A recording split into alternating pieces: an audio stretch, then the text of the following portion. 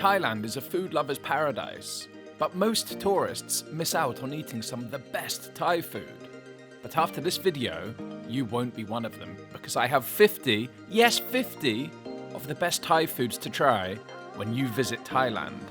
From popular favourites like Pad Thai and Khao Soi, to more unknown dishes like Radna and Larb.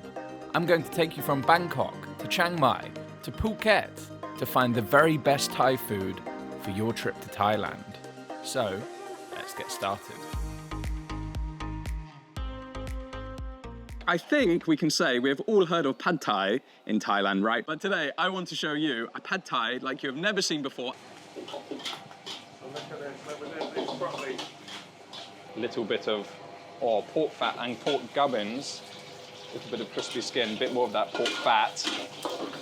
And you can see, because it's on the charcoal, the heat gets going immediately. Next up, tofu.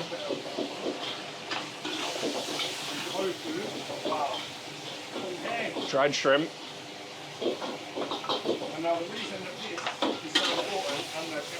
And the turnip. Salted radish is the better way of saying it. And then, look at that, those rice noodles, dried, go into the pan. And all of that oil is just going to coat those noodles. Some bean sprouts, handfuls of bean sprouts. And then some of that stock, some of that broth, just to loosen it up and cook those dried noodles. See the other guys, they cook the pork, but Auntie is on Pad Thai duty, of course. When it matters, she takes control.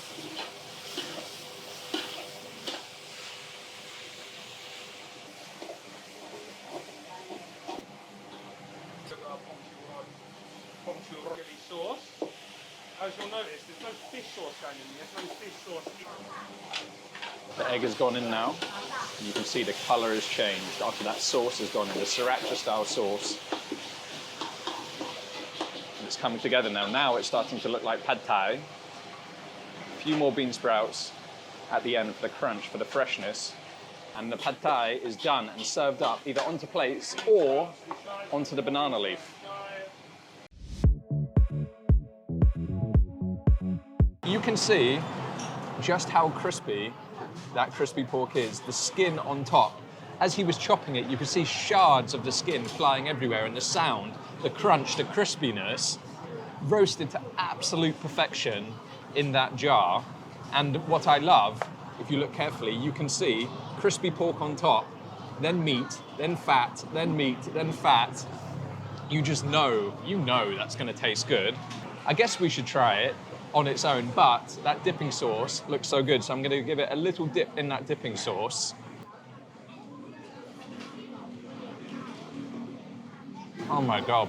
The quality of the pork is so good. Meat in Thailand, I find, is actually tastes better than meat in Europe. There's more flavor to it, there's more depth to it. But because of those layers of meat and fat and then crunch of the crispy pork on top, of that crackling of that skin, so much flavor, bursts of flavor into your mouth, but moist. That fat just keeps it moist and keeps it succulent. It's so good. One mouthful, and I'm a happy boy, but really, it's all about that skin for me. The dipping sauce is nice. It cuts through the fattiness of that pork, but that skin, it's salty, it's crunchy, it's savory. It's absolutely delicious. Come on. Sometimes pork skin is disappointing. Maybe it's a bit flabby, a bit soft, or maybe too crunchy, like you're gonna break your teeth on it. But here, it's puffy, it's light. You crunch and it just disappears in your mouth. It's the same all over Thailand. Crispy pork in Thailand is amazing.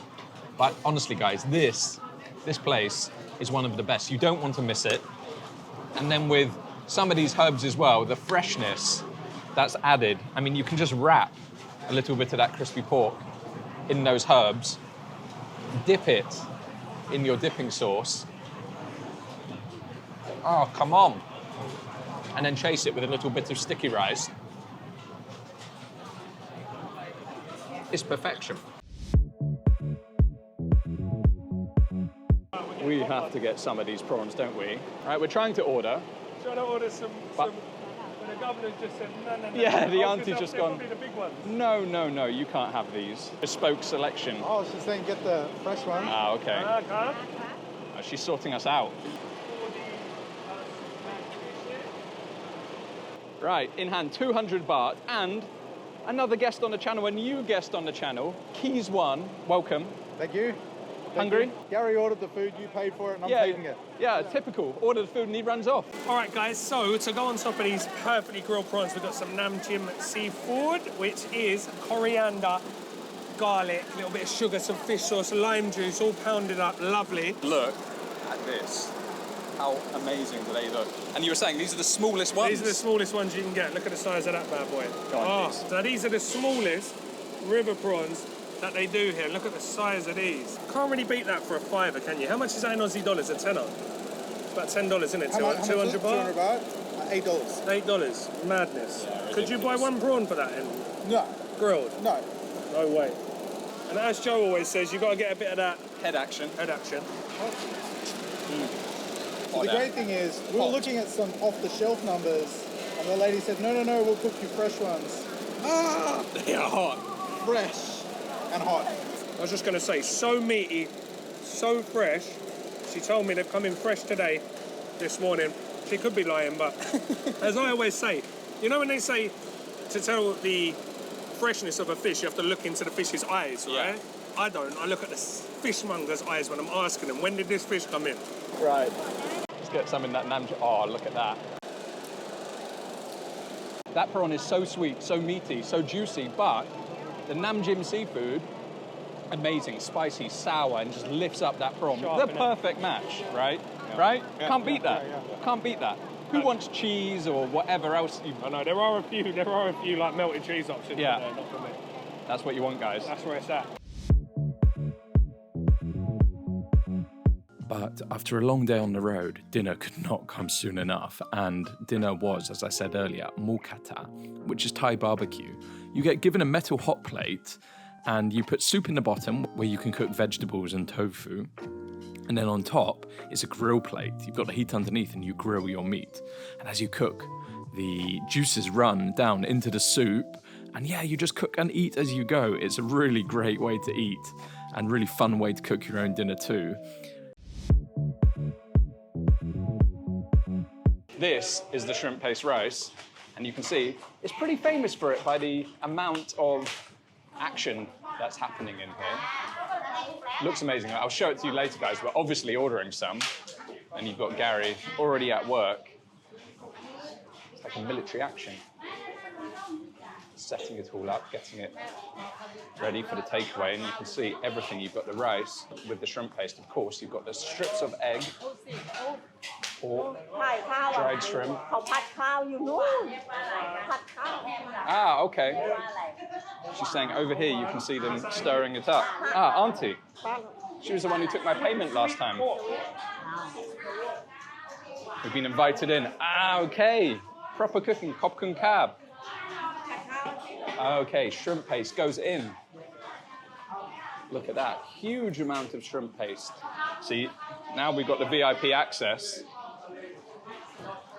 Oh, this is great. Here it's sizzling away. Now the smell of the shrimp paste has really come up, and in goes the rice. Wow, cooked, fluffy rice.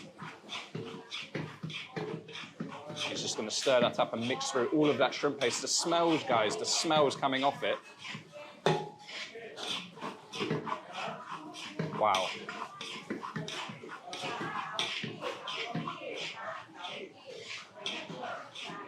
And still, minutes later he goes. He wants to get that mixed all the way through, and you can see the colour has changed. It's gone almost a purpley colour. A little bit of sugar goes in. You know how I love sweet and savoury. But this is the end product. You can see the colour, or maybe you can't so much in this light, but completely changed from that white rice. Look at even the tricks. The energy in here, guys. All right, next up, my lovelies, what we came down here for. And this is what Joe, every time I've fed Joe, well, not fed Joe, but taken Joe for Khao Soi, he's always said, yes, this is decent, but it's not a patch on the one in Ratchaburi. And I watched your video as soon as you put it out, and I was like, wow, that looks decent. But you kind of undersold this. It looks another level, I mean, really, it looks another. The colours pop. I'm nervous though. I'm nervous of you trying. I just love the time I filmed here, the most comments I had on the video were, "Oh my god, you didn't mix it. You need to mix it before eating." You gotta mix it all up. I'm just gonna try the sweet pork on its own because the sweet pork's usually a little bit too sweet for me. I'll let you go first, and I've already gone. That is epic. Because this dish has everything. Absolute quality, dark shrimp paste on that rice. And then the sweetness from that pork, but it's almost like caramel. It's like butterscotch. Yeah. Wow. That extra bit of saltiness coming from those dried shrimp. You got heat from the chili. Dried shrimp. Sour from the lime. A tart sourness from the mango. And it just has, we've said this before, this dish has a bit of everything. But I think it's the quality of these, the care that goes into it. You saw when he was making the shrimp paste rice, he's just tossing it and tossing it and tossing it and tossing it through to make sure every little grain is covered in that shrimp paste. Nothing is an afterthought. No. Everything is done to its best, individual components, and then it's put on the plate for you to mix it together and toss it together to give that symphony of flavours. Next up, let's try the somtam.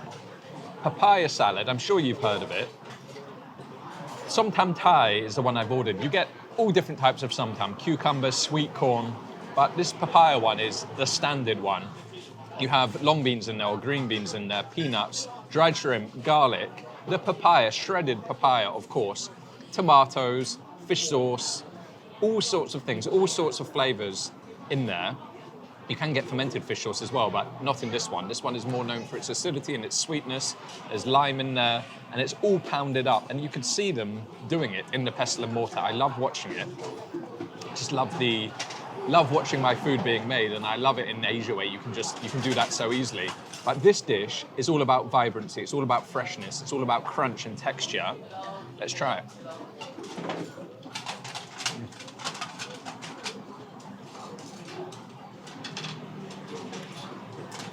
It's so good. It's so fresh. Somtam Thai, for me, is sometimes too sweet. But this one is very nicely balanced. Not too sweet. Kick of chili. I asked for it not so spicy. The other ingredient I didn't mention is chili. You can get a lot of chilies in somtam. But I have a long journey on the bike tomorrow, and maybe it's best that we don't do that.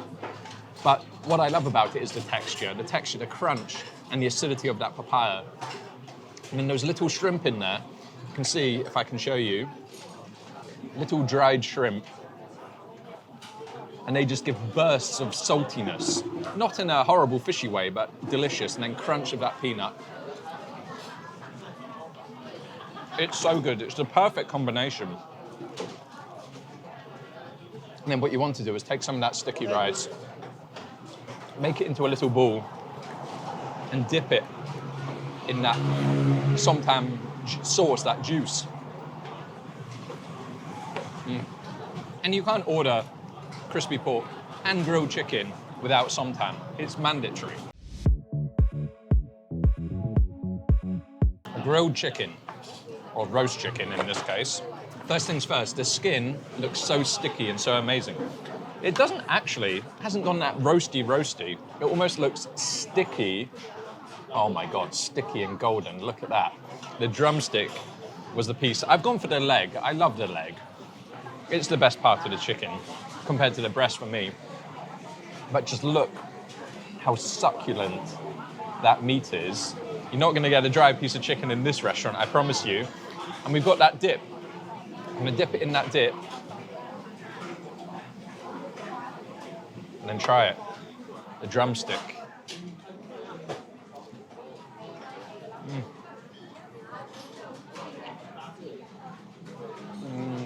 Honestly, guys, the crispy pork is amazing. It's what they're famous for. It's what they're named after. But that chicken is another level as well. It is unbelievably good, unbelievably moist, unbelievably chickeny. And that skin, it's salty, it's sweet. The dipping sauce, a little bit of sweetness in there.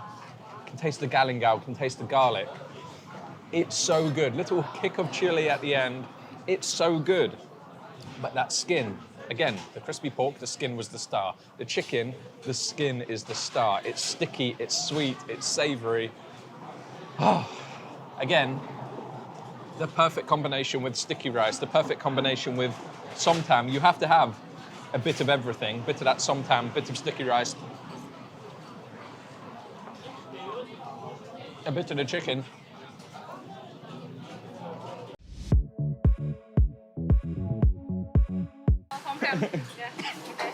Ooh, already you get the chili, the dry chili heat just takes your breath away a little bit.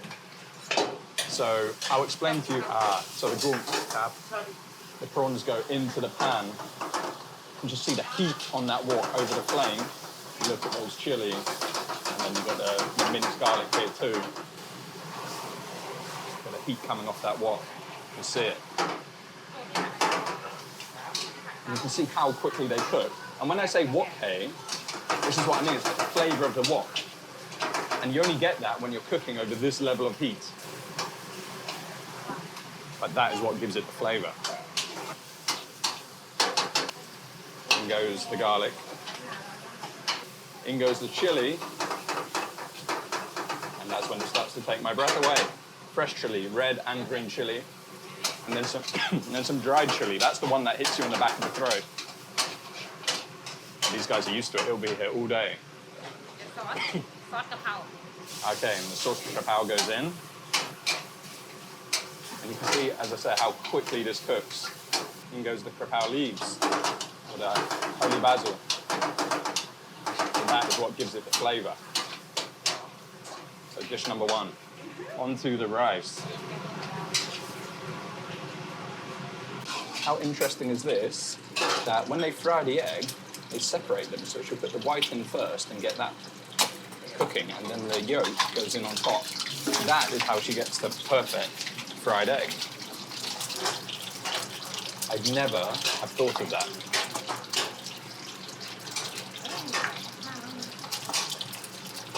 Look at that. How cool is that? Now we're onto the pork, or the moule. Kra Pao moule. This is the traditional one, I'd say. This is the one you're going to find most often. Again, garlic, minced pork this time goes into the pan. Same in the wok over the high heat. Fresh chilies go in, red and green. As ever, it's exactly the same recipe, guys. It's just with a different meat. Chilies are in. Sauce goes in.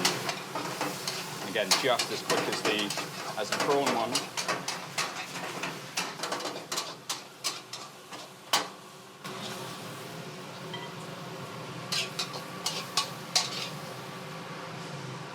I cannot believe how awesome these prawns look. Heads on, so rip the tail off and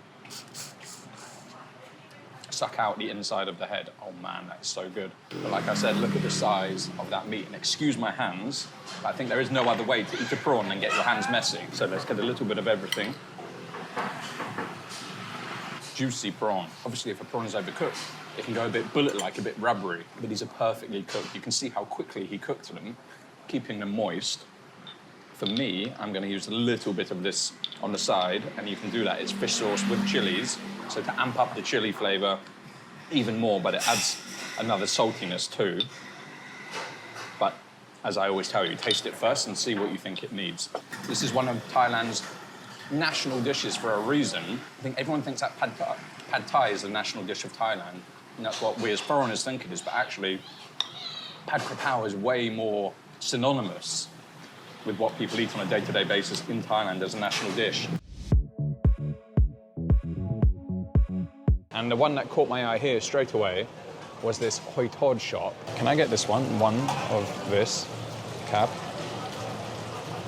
Okay, and we actually missed how we're cooking it, but someone else's order. You have the batter goes on the bottom, and then the egg over the top. Little bit of oil onto that hot plate. Yeah, I think when we were talking about these and pointing them out, they thought that we ordered. But you can see it sizzling away on that hot plate, and it's just going to go crispy, crispy, crispy, like a netting, ready for those mussels. You can actually see that you've already got the mussels and the oysters on that one already. Then she'll just bring it together into that shape, the shape of the plate, of course, and it will come together like a crispy, crispy net. It's as much about seeing the food being cooked as it is about actually eating it. I love it. So even here, you get to see it, and the flip. It's just going to get crispier and crispier and crispier. Coming off like a pizza slice. Look at that, guys. Yeah, so crispy. So thin, so crispy. There's like a web or a net.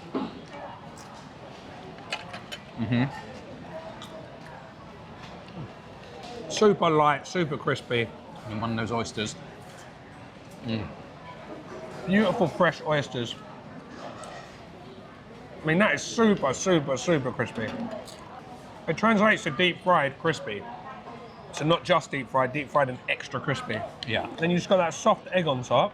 I love this dish. Again, its texture, crispy batter, smooth richness from the egg, and then those creamy oysters that just pop with a little bit of seafood flavor. And if you don't like raw oysters, you should try them like this because they are delicious like this. More meaty, less fishy. 100%. And these are the stink beans. Butterflying those big prawns open, and thank God taking out the poop trail. Big juicy prawns. From this bit. From this beach? Yes. That's what I like to hear. Fresh local prawns. And stink beans are from Chumpon? From Chiang From Chumpon too? Do you have the big... Yes, in the garden. Ah, okay. Your garden? Yes. Ah. There you go, Some fresh from the garden. But not have every time. Ah, sure. Just depends, right? Stink beans from her very own garden. I have to like them now, right? Okay, let's go through the ingredients. We have big chunks of red chili.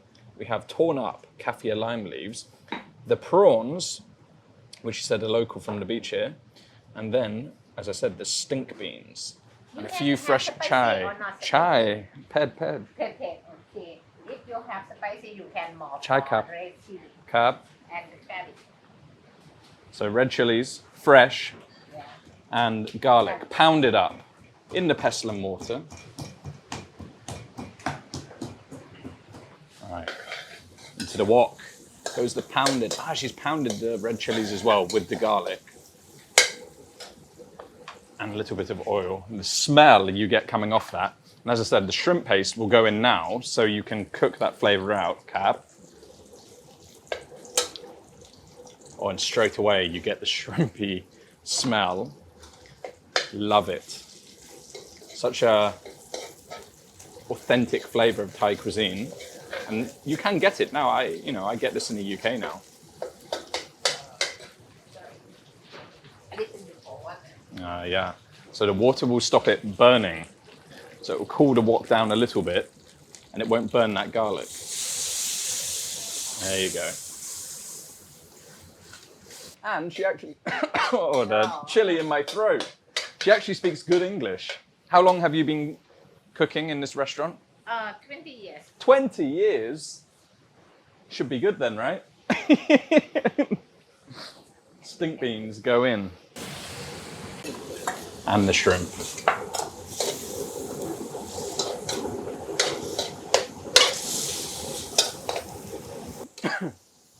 It smells good, but that dry, toasty chili gets right in the back of your throat.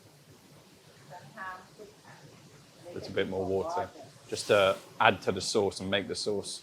How cool are these kitchens, though? I said it. I just love. It's a proper working kitchen. And clean. Definitely clean. Might put some of you guys off, but this is how it should be. Little bit of sugar, but I don't like too much sugar, so I say one noi, which means just a little bit. One noi. Chai cup? Okay. She understood. And last up, more chili. And it's not just me coughing, she's coughing as well. It's not just me. More chili and those lime, kaffir lime leaves. I don't have COVID, I promise you it's the chili. Right, onto the plate. Oh, it looks good.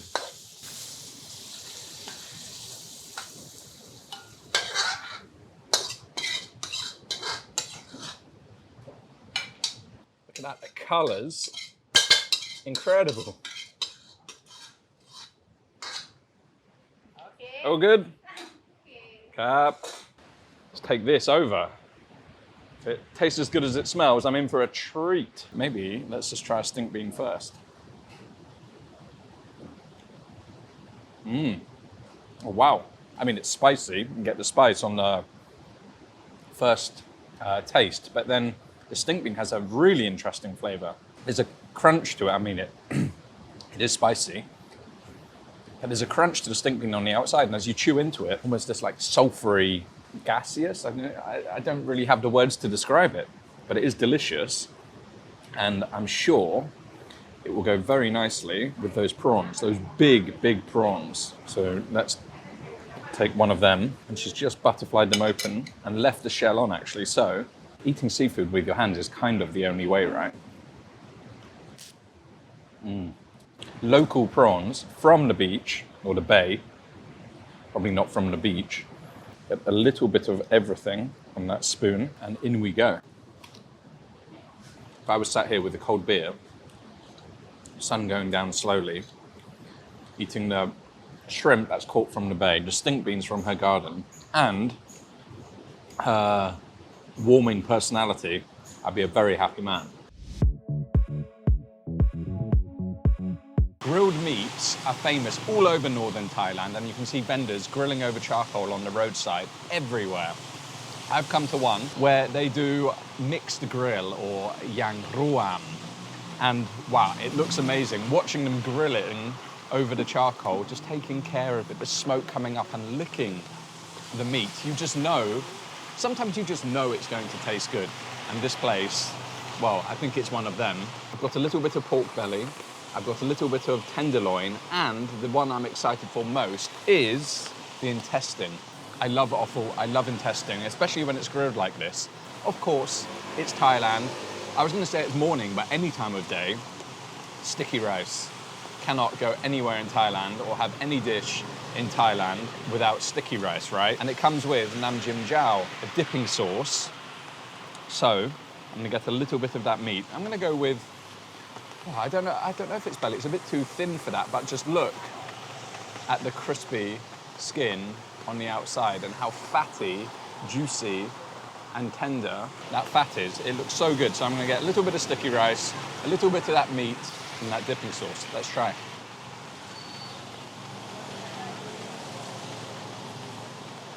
Crispy, fatty, juicy, savory, salty, exactly what you want in a grilled meat.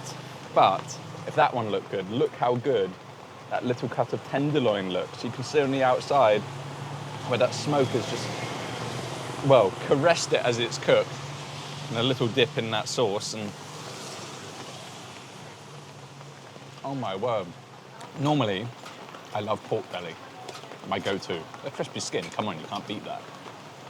But that one, that tenderloin is unbelievable. The smoky flavor, oh, it's so good. It's so good, and it just builds in your mouth after you swallow. The smokiness, the sweetness, the porkiness, the saltiness. Wow, that one's amazing. And of course, the intestine, can't not try that. I love offal, and if you're a bit squeamish on offal, try it like this. When it's cooked like this, it's not offal-y. It's crispy, it's meaty, it's delicious. What a place. I also ordered gin som, and this is sour fermented pork. I've never had it before actually, but I've seen it and I've wanted to try it. I love sour fermented pork, and it's wrapped in banana leaf, made into a little triangle and cooked on the grill as well. And I think the way to do it is take a little bit of sticky rice, we'll flatten that down, and then just take off a piece of that fatty, sticky, sour fermented pork. This, guys, it's a little place. It's in Naem. It's in a touristy area of Chiang Mai, but on a little off street, one that you wouldn't normally come down. But trust me, you want to find it.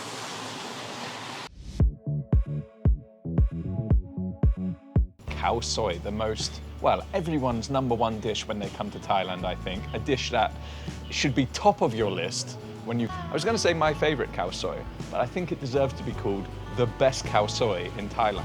The only decision I have to make is chicken or beef. Let's order. First customer of the day. These are the noodles. Look at the color of those yellow egg noodles in Khao Soi, not rice noodles. Egg noodle. Chai. And this is Oh, Surin. yellow noodle. The owner and first customer of the day. He's just opened. Yeah, hot. So that's, oh look, you've got the broth here. This soup And noodle. soup noodle, yeah. Noodle soup, yeah. Yeah, and then, but the water on the side where he's going to cook the Curry noodles. noodle, Khao Soi. Okay. Cooking, and then into the bowl. One chicken. Chai. And this is the pot of magic. Chicken Khao Soi, the famous chicken Khao Soi. Oh, look at the color. And then that's going to be topped with a little bit of coconut milk. Look at that, just to add more richness. Onion. A little bit of chive. And a sack of fried noodles Fried noodle, a little bit. that are going to garnish the top of that Khao Soi. Okay guys, I cannot tell you how excited I am for this dish. When I knew I was coming to Chiang Mai, the first thing I thought about was this place, this dish, and I had to come here. I had to come back and show you guys this dish. I've got the chicken Khao Soi and the beef Khao Soi. I mean, come on, I wasn't going to waste this opportunity coming here and not having both. They're both incredible, and you should probably get them both too. Before eating, we need to dress. So, we have the Khao Soi, as I said. You then have on the table some lime juice that we're gonna dress a little bit onto the bowl, both bowls. We're gonna do both bowls exactly the same. This is kind of what you do with Khao Soi. So it's a very rich, very spicy dish, but we're gonna add even more spice. He has his homemade roasted chili paste, and he says it's very, very spicy. And I do have that long ride to Pai tomorrow, so normally I'll probably put 2 spoons in. Might just do 3/4 of a spoon, maybe a little more, just to, you know, watch myself tomorrow. The last thing you want on a long bike journey is stomach issues. So we've got to be a little careful. Next up is onion and pickled cabbage. Now, most places just give you the pickled mustard greens, but this place is done kimchi style. Look at that. You can see, coated in chili, so we're adding more spice in there, but these are pickled, so again, it's gonna add more sourness to that rich broth, so we'll get that in. And then some of those onions. Always onions on the side, fresh raw onions, and I'm not the biggest fan of raw onions, but these ones, and he's very proud of these ones, they are from India, sweet onions, and, well, they are so good. So we'll also get some of those in as well. What you then need to do is mix everything up, and then we can eat. So we get all of that mixed in. You can see this is the chicken one, and he does it with chicken leg. So you can see the big pieces of drumstick there, actually. Oh, the smell's coming off this. You want to get all of that mixed in, the egg noodles, the crispy egg noodles, that chili paste, the broth, the onions, the chives, the pickled mustard greens. This dish really is, I mean, there's a reason why it's everyone's favorite. Look at that. Right. Let's eat. All right, I'm going to start with the chicken because that's the one that most people will order. So I'm going to try and get a little bit of everything. And let's see if this is as good as I remember. I have very good memories of this place. Let's try.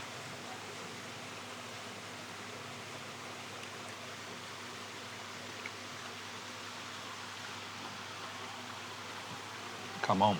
This might be, it probably is, my favorite dish in Thailand, my favorite place in Thailand to eat Thai food. It's simple, 2 items on the menu, beef Khao Soi or chicken Khao Soi, but my God, it is good, and my God, what a dish. What I like about it is sometimes you get Khao Soi which is really soupy, and whilst it might have a lot of flavour in there, it's just like a noodle soup. This one, it's thick and it's unctuous, and that sauce sticks to those noodles, almost like an Italian ragu, but the flavour that comes out of it, because this dish is rooted in the Thai Muslim side of the community. So you can taste those spices that come through that.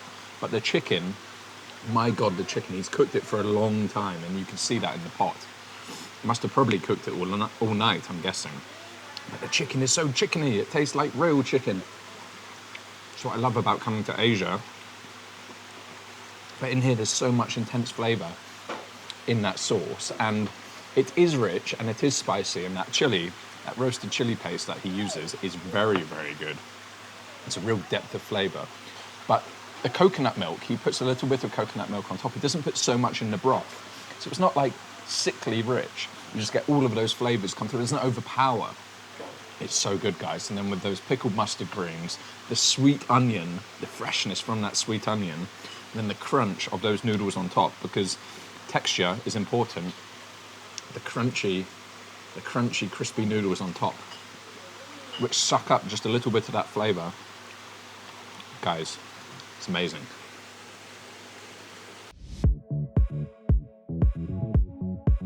And we've come to a place called Nuttaporn Ice Cream in this really, really quaint little area. And we were just saying, this area is the perfect place to come if you want to try some authentic food, which in a place in Bangkok which feels very authentic, but isn't touristy.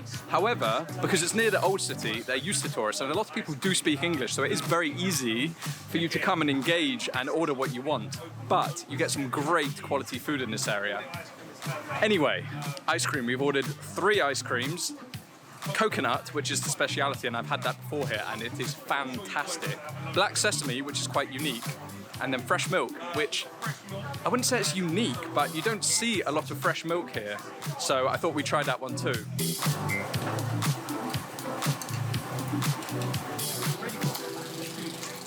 I'm gonna dig into these before it disappears, because it's disappearing quickly. As I said, we've got 3. We've got coconut, fresh milk, and black sesame. And the black sesame is obviously the charcoaly coloured one. Fresh milk is more yellow than the coconut, which is a very pale white. So I'm gonna start with the coconut, which I've had before and I know is absolutely delicious. What a strong, rich flavour of coconut. It's not the smooth, creamy ice cream we know and love, like gelato in Europe, or even UK ice cream, which can be very good. You can taste the ice crystals in it, but come on, it's like a pound. It's 40 baht maximum for this ice cream. This ice cream is all about the flavour and the freshness in this 35 plus heat. Okay, fresh milk.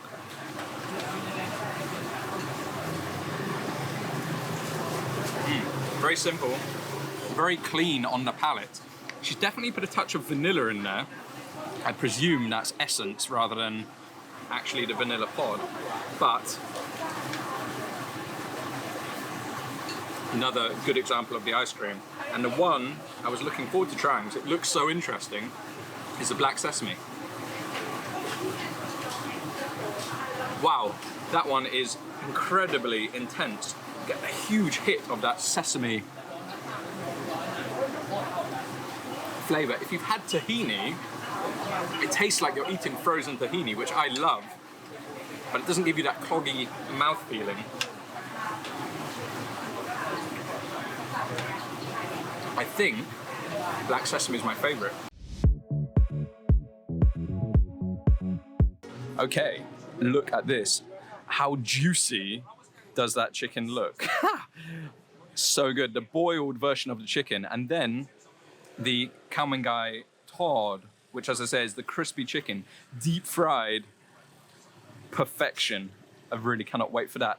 Have the oily chicken fat fried rice, as Gary said at the start, and then, of course, a nice slab of the blood cake, chicken blood cake. That really does add a richness and a creaminess to the dish. Have some sides to go with it. You've got the fresh chilies, as you would expect. You have, what's this called? Nam Jim Khao Mangai.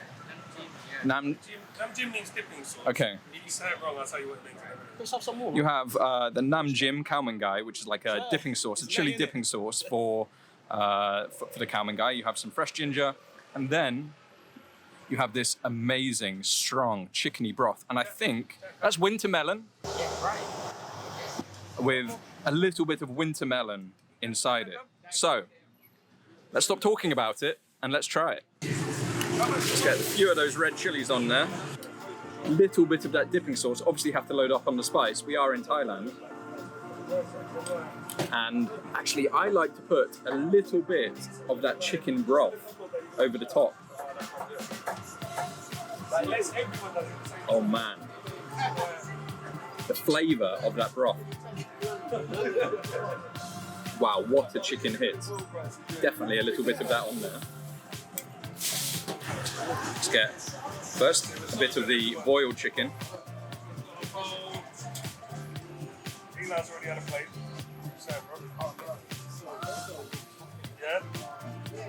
Wow, I would say the boiled chicken is so succulent. It's the thigh meat.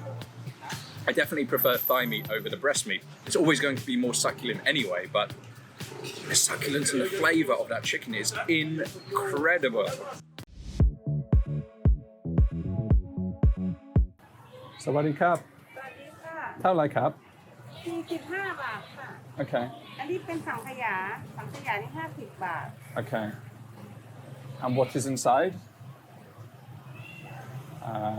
In this is เซซามิ sesame. นะอันนี้เบกวีนในที่คาโล You have anything with banana? แต่ไม่ No banana? Just no banana? อันนี้ชิกเลยไหม Yeah. ไม่ดี See, ไม่ดีหรอก yeah. Try. ไม่ดีนะ What? Red bean. ค่ะ Okay. Red bean. นี่แหละ Yeah. Now. Yeah. This is the problem when you don't speak Thai. You can't communicate properly. อร่อย Alloy? Mayo cup. โอเค Kopun cup. I'll eat here. Kopun cup. Okay. Well, I was just riding past, as you saw, and I saw this, and I would quite like to try it. It is sticky rice, if you can believe, cooked inside this. Wow. I'm not entirely sure what it's cooked into, but it's called khao lam, and inside is incredibly sticky rice. And you have a few different flavors. I didn't fully understand what she was saying, because obviously I don't speak Thai. But this one has got red bean, and I believe it's also cooked with coconut. So, yeah, a quick snack before the next temple. Just look at that. Very interesting. I've never seen or tasted anything like this. Let's just open that up. Look at that.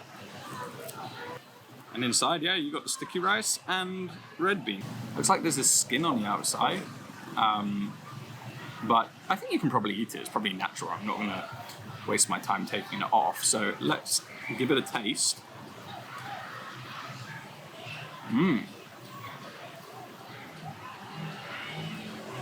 Sweet, but not too sweet. Sometimes things in Thailand are very sweet. But that red bean gives a nice pop of texture, but very, very sticky, very glutinous. Really tasty snack.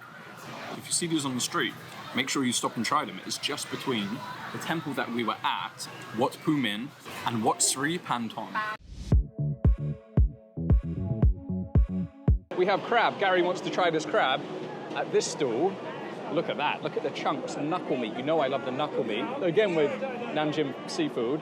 Everything with Nam Jim seafood here. But we've seen the crabs in the market. These are obviously from the market. Cooked, cut in half. The legs as well. Little knuckle meat. And you can get them as crab pancakes. You can get them as, oh, that's catfish. Stir-fried catfish curry. You can get crab omelette, which looks awesome. And kanamjin with crab. I think that's what we're going to have. Oh my god, look at that. Insanely good.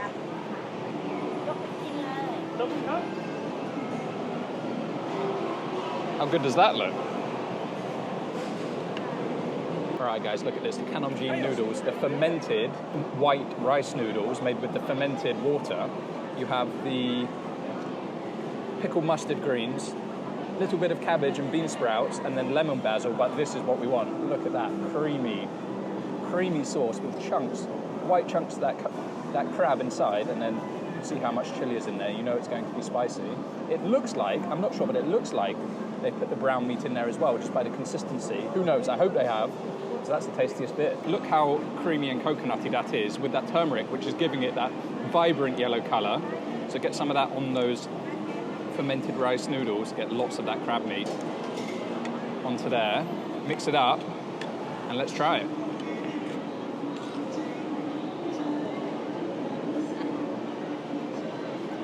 Oh my God, creamy, coconutty, richness from that coconut broth, but then the sweetness comes through from that crab.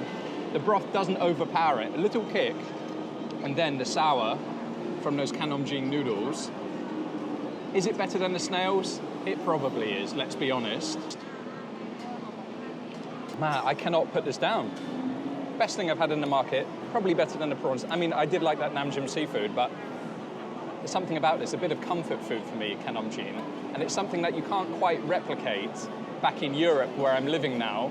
So getting those noodles is quite hard. So when I'm here, I eat a lot of it.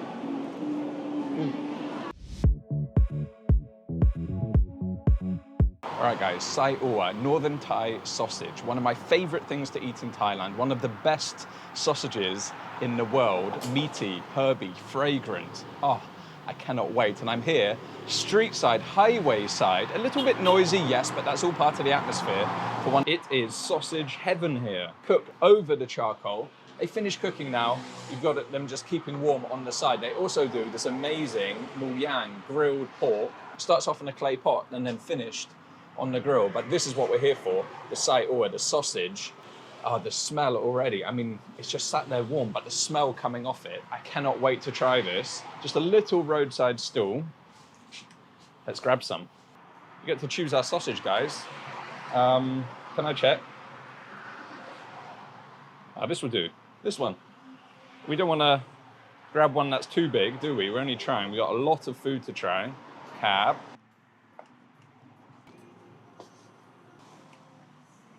All right, guys, let's eat. There are not many things in this world that make me salivate more and look forward to eating more than a good sausage, as weird as that sounds, and Northern Thai sausage. You can see the herbs, the color of that sausage on the inside should be full of lemongrass, galangal, garlic, chilies, and then of course that pork, the pork fat, fatty pork fat, just how I like it. That will keep it succulent. The char on the outside looks amazing. Anyway, let's stop talking about it. Let's try it. Wow, for me, and it comes and it comes and it comes. That is the flavor of Thailand. Ginger or galangal, lemongrass, and then the deep meatiness of that sausage. And then the chili comes. It builds and it builds and it builds. And it is spicy, but that aromatic flavor, that, as I say, that is the flavor of Thailand. That is the flavor of Chiang Mai. Such a good quality sausage. And of course, like a lot of things in Thailand, it comes with that sticky rice. You couldn't not have it with sticky rice.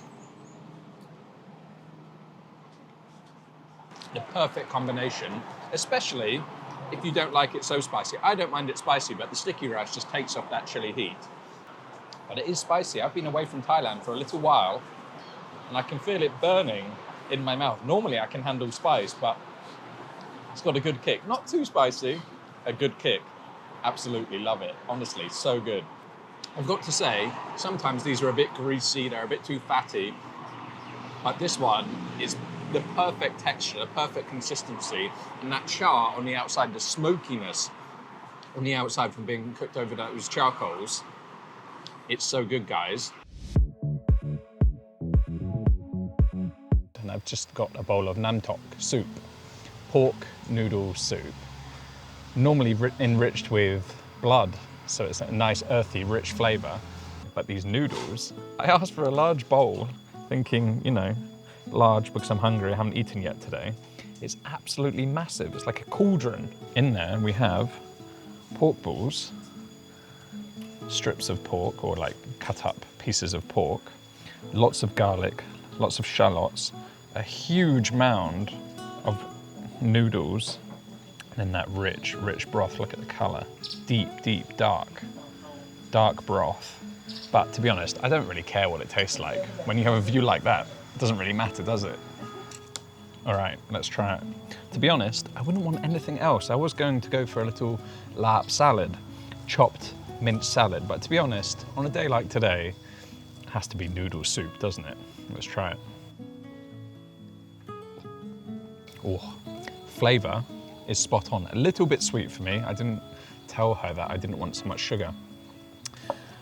However, we do have chili vinegar on the table, so I think I need a bigger spoon than that. So I'm gonna pour it onto, oh, as I spill it everywhere. I'm gonna hit it with a nice amount of vinegar and give that a mix up.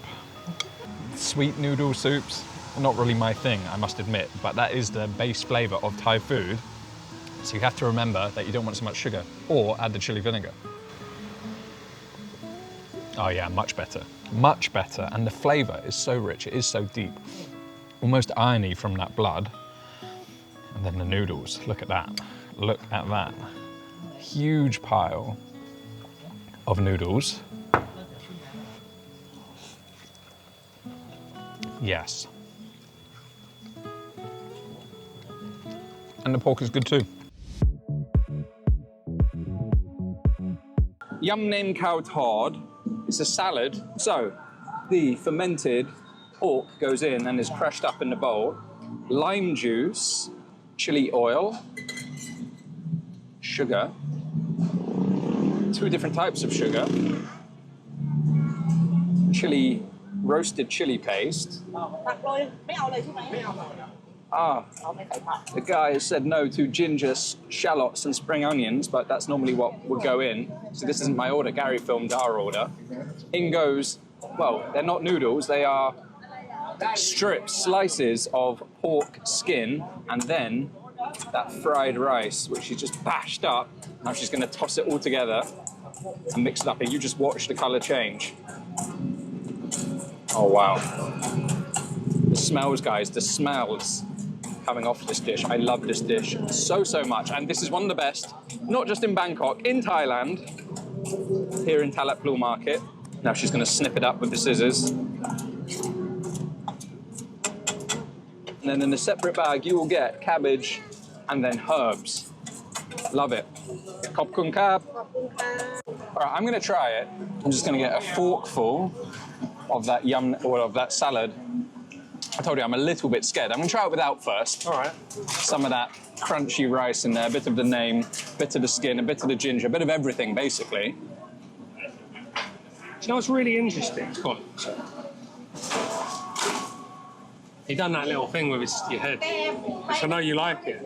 It's genuinely one of my favorite dishes in all of Thailand for multiple reasons. The contrast in this dish is amazing. You have the softness of the skin, you have the crunch of that fried rice, the peanuts, the ginger just pops in your mouth, then you get the sourness of the lime and the fermented pork, and the richness coming from that skin as well. And you think, this isn't so bad. And then the spice creeps up, and creeps up onto you. Then it hits you, mate. And we couldn't resist this. We couldn't resist the sausage necklace, or the Isan pearls, Isan sausage, being grilled over the grill. Look at that. They smell good, guys, so we're definitely going to get some. This lovely lady cooking them. This one is dedicated. LSWR, if you're not subscribed to him, please go subscribe to him. I know. Basically, his whole channel is just eating like meat on sticks. I know he loves sausage. He does. But if he loves something more than sausage, it's sausage on a stick. So, Isan sausage. Wow. 2 things. It's probably the most sour I've had an Isan sausage, and it's the most cheesy. Are you getting the cheese, like blue cheese? Yeah, kind of, yeah. That is sour. They're as Joe just said. Because actually, I've had the plain ones from there, like not sour, and they're still sour. These are super, super sour. No, so good though. I love that cheesy, it's like blue cheese. I'm not sure if you're the biggest fan of, nah. We've got him. Done with that. We've got him. Now for some, that blue cheese flavour may be a bit much. I personally love it. It's something based on your love-hate with Bala. What do you reckon? As soon as you said it, I didn't taste it, and then he said it, and then it just got me. You can believe that in, actually. And I decided to take it out. It does taste like blue cheese, yeah. Yeah.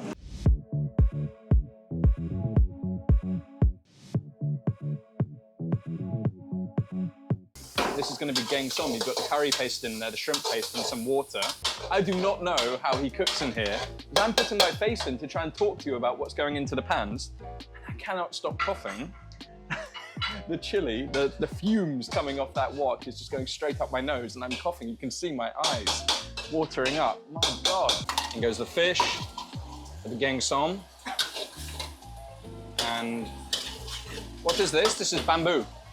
Not bamboo, coconut tree. Ah, coconut. Coconut tree shoot. And last but not least, right at the very end, because lime juice can go bitter if you cook it too much. So right at the very end, little bit of lime juice to make the signature sour flavor, gang som. And gang som is a famous Southern Thai, sour and very spicy curry. It's a curry soup actually, so it does look very soupy, but there's fish in there and something that I've never had before, and that is like the shoot of the coconut tree. And he tells me, I thought it was a little bit like palm heart. He tells me the coconut tree heart has an even better texture and flavor than the palm. So I'm looking forward to trying that. Get a bit of that sour sauce or soup as well. Okay, get a bit of that fish. Actually, we'll just try it with the fish first and the rice. I didn't expect it to have, is there tomato in there? I'm not sure. There's a very like fresh tomato flavor to it. Very spicy, a good kick of chili coming through, but not in a offensive way. It's very nice, and that sourness then comes through from the lime juice, and the souring agent here is lime, it's not tamarind. It's the lime that he added right at the very end. It's a pretty good curry. And that fish is meaty, it's soft, it's tender, it's juicy, it's not overcooked. It's very easy to overcook the fish when you're boiling it away hard in that soup, but not a bit of it.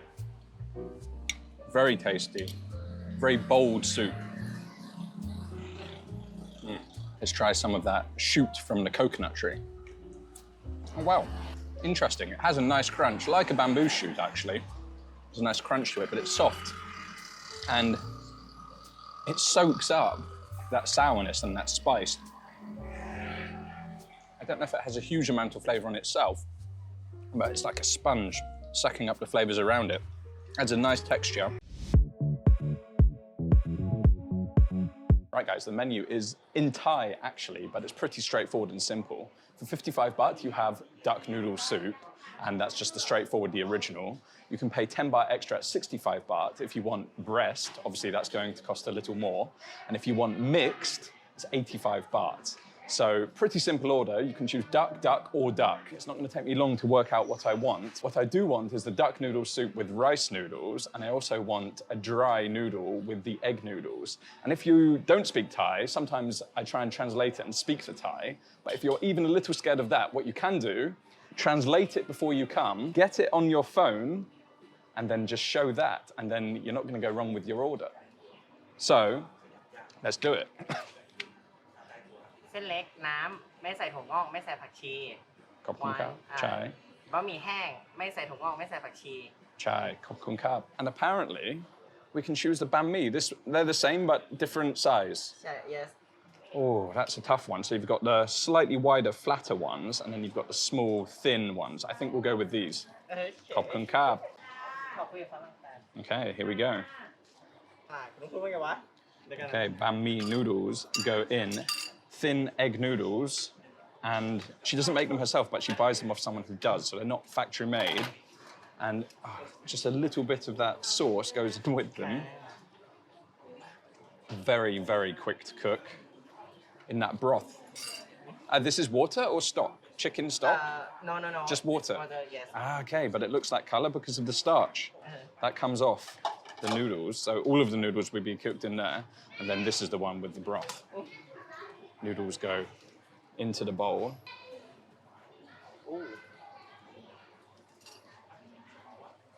Okay, in goes with a bit of leg meat. Should chop that up.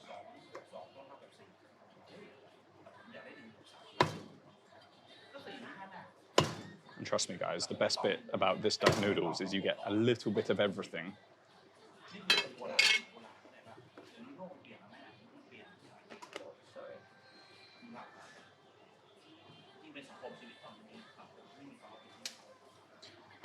And they get warmed up. This time in the stock, and then straight into that bowl. These are the dry noodles, if you hadn't guessed. A little bit of white pepper, and then a little bit of stock from the duck legs. And that's the dry noodles done. Okay. And you also get the selection of the rice noodles. Ah, okay, chai, these are good. Okay. So again, you get the slightly fatter ones, or flatter ones, should I say, or the thin ones as well. But again, I've gone with the flat. So in with a bit of blood cake this time, duck blood, Yes. and the noodles are cooking as well. Cab.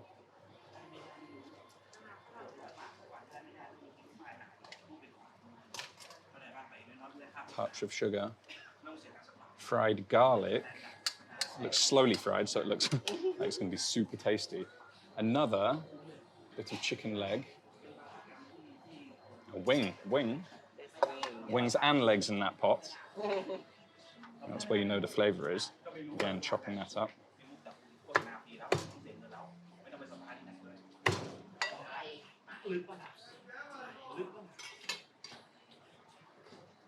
About a little bit of, what does this look like? This looks like liver, Liver? Yes. stomach, Yes.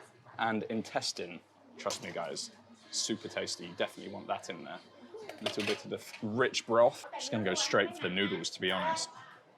Look at that. How good does that look? You can actually just see the oil is just clinging to those noodles, right? The best duck noodles and duck noodle soup that I've had in Bangkok.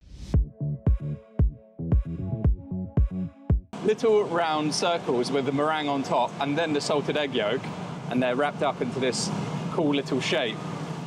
Over here, exactly the same, same concept. The batter goes onto the hot plate, as you can see, but it's spread out in larger quantities. The filling is then put on it, and that is the salted egg yolk. You can see the fillings here, strips of coconut, sweet salted egg yolk, and then the shrimp egg yolk, and then it's sliced up, as you can see, slicer, and then it's rolled up or folded up into these bits. A little different, the original, let's say. There you go. Oh, it's crazy. Crazy. Ah, you can see she's putting the fillings on. No scrimping here. And she actually put egg on first, then the coconut, and now the shredded egg yolk, salted egg yolk. They're so busy, they have a production line that on one side, you have the sweet one with the salted egg yolk, sweet salted egg yolk, and on the other side, you have the savory one, the shrimp one, and as Gary just said in his, it is made with fresh prawns, not dried prawns, cooked down with salt until it's sweet, and they're a bit shy to be on camera, so they're having a little bit of a giggle. Anyway, let's order and let's try. Okay, we have a nice little packet, cool little branding on the side. We went for 4, 2 of each, and it is 60 baht for that much. So I'm gonna start with the more salty one, the shrimp one, although it's salty sweet, isn't it? Not normally something I'd like. You can see it looks like an airplane wing, doesn't it? Anyway, let's try.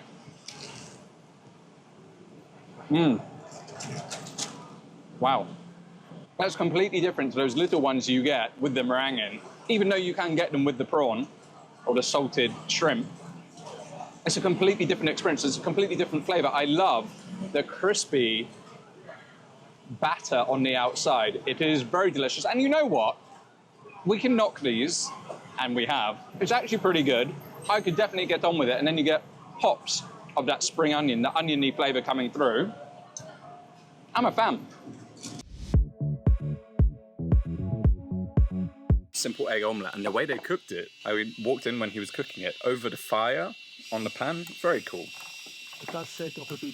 Break it up a little bit.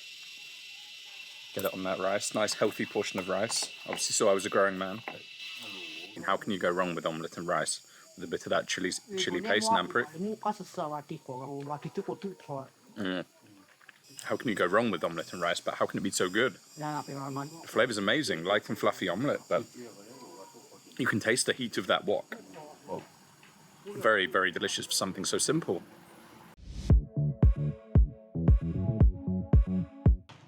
The cooking's about to begin.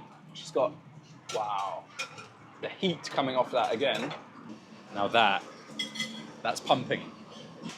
Senyai noodles. Senyai. It's a flat rice noodle. Yeah, that just means cut wide. Fish has gone in, and again, it's almost like poach frying. There's a lot, guys. It's a lot of oil. We've got it all going on. 3 pots all at once, and this is the vegetable stock boiling up as well. Eggs go in. 1. Second egg goes in. Wow. Wow. That's all I can say, wow. Wow. Wow. Wow, that's what Joe's saying. That's all he ever says. Perfect. If she says so herself. Yeah. But in all honesty, guys, that does look perfect. All right, getting ready for the beef. Oil into the wok.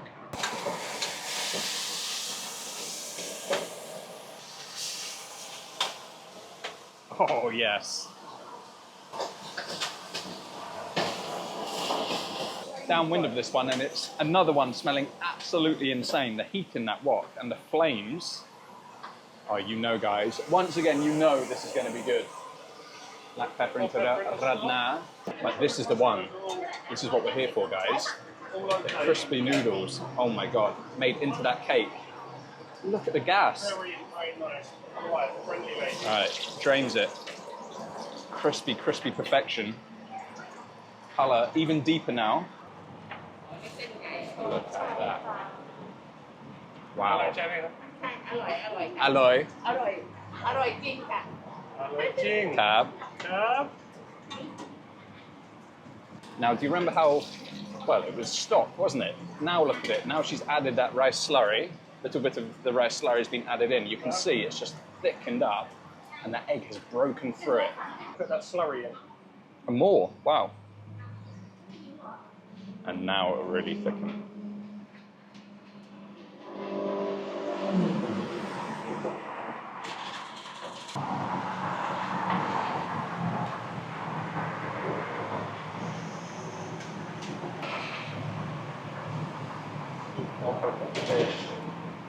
Fish first, mate. Fish first. You're going fish first, I'm going meat first, aren't I? All right. Right, fish first. Fish first, just because it's warm Yeah, and yeah. That bit. I have to take a bit of that bit. I mean, when you cook fish, you're looking for that golden colour on the outside, and because it was cooked in so much oil, I mean, it was just done to perfection. Oh my God. That. Now, I've never had radna with fish. You've never had radna with fish. I don't think so. Might be my favourite version of radna. It's unbelievable. Really, really a well-cooked fish. Probably my favourite fish in Thailand. Mm-hmm. But what I'm loving more than anything is the crispy, crunchy noodles, because they're really, really, really, really crispy on the outside, but chewy on the inside. They're almost getting stuck to my teeth, but I love it. The textures against that flaky fish. Then you've got that sort of irony flavour, another bit of crunch coming from the takana, the Chinese kale, and then that beautiful peppery sauce, which you have pimped up to absolute perfection. Damn, the fish is good. Wow. Wow. We said wow a lot, haven't we, in the last couple of days? It's But just, it's justified. yeah, definitely. It's just so far removed from any other radna that I've had. This, should we say it? Not yet, not yet, not yet. Top one. Next up, we have tam kanun, and this is the jackfruit paste. It is fried, mashed up with curry spices, and as you can see, a lot of chili. Again, very fragrant, but it's made with the young jackfruit, not with the sweet, ripe jackfruit like you might see on the street. And the flavour of this is incredible. Honestly, it tastes like meat. It really is no surprise that jackfruit is used in so many vegan dishes because it has the texture and taste. Not directly of meat, but you definitely don't miss the meat when you're eating it. But this is not a vegan dish. It's served with the fried pork skin, It's served with green beans, more coriander, and then more cucumber. Tam kanun, jackfruit paste. And this is the same sort of thing as paste. You can take one of the vegetables, pick some of that paste, get it on the cucumber in this instance, and then shove it in your gob. Chase it with the green bean. Wow. If you have not had young jackfruit in Thailand, or anywhere in Asia to be honest, if you've not had young jackfruit, you should try it. And when it comes with these spicy aromatic flavours, wow, it's incredible. I could easily eat a whole plate of that and not miss meat at all. It's just so rich and so deep in flavour. But obviously, if you're going to pair it with something, you pair it with crispy pig skin. Come on.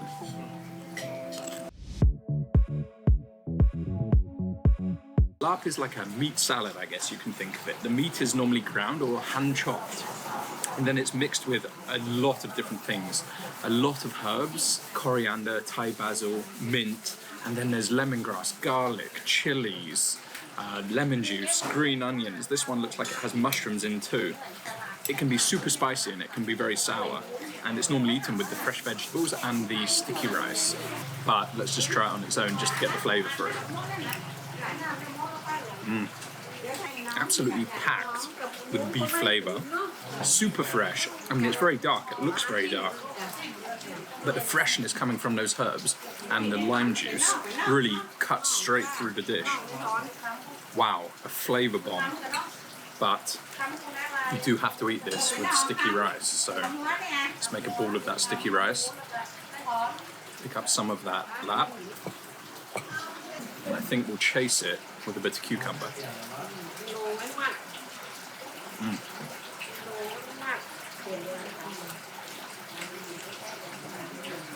Yeah, that's one of the best lap that I've eaten. If you have been to Thailand before and you've not eaten lap, make sure you try it. If you're coming for the first time, get that on your list to try when you come here, because it is one of the true great dishes of Thailand.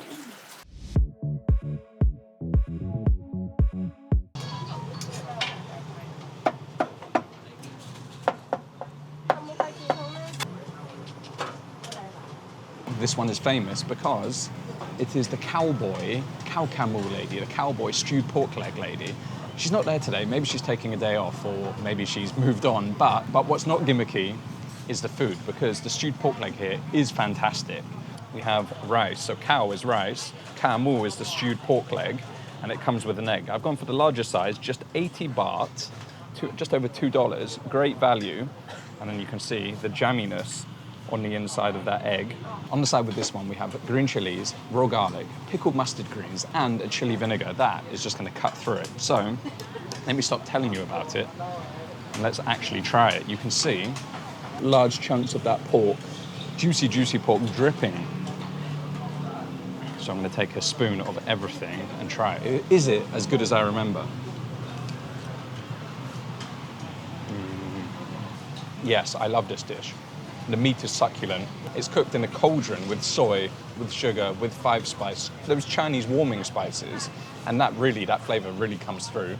And because I've cut it with that chili vinegar, it is fatty, yes, but the chili vinegar just cuts straight through it. And then with those pickled mustard greens, it's as good as I remember, guys. And if that richness wasn't enough, when you add the egg in there as well, the creamy egg, it just takes it to another level.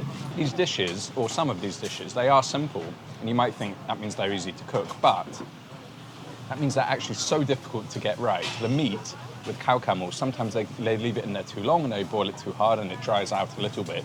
Or the balance between those warming spices, the sugar and the pork is too much, it's out of balance. When you get a good one though, they're fantastic and you cannot beat it. Okay, we saw Thai fish cakes earlier, but I've never seen one like this or being cooked like this. It's on like a conveyor belt and spinning around, cooking over the grill. Just checking what it was, whether it was charcoal or grill, but it is grill. So I think we're gonna have to try one of these. I love Thai fish cakes, and actually quite nice because sometimes they're a little oily and these ones aren't cooked in oil, they're cooked over the grill. And pretty unique, and that's what I normally look out for, something I haven't tried before. So we'll get one of these. Ao nung cup. Cup. Khop cup. Cup. Cup. Look at this. Fish cake grilled on a skewer. Can't get better than that. All right, as you know, proof is in the tasting. Ah, it's hot.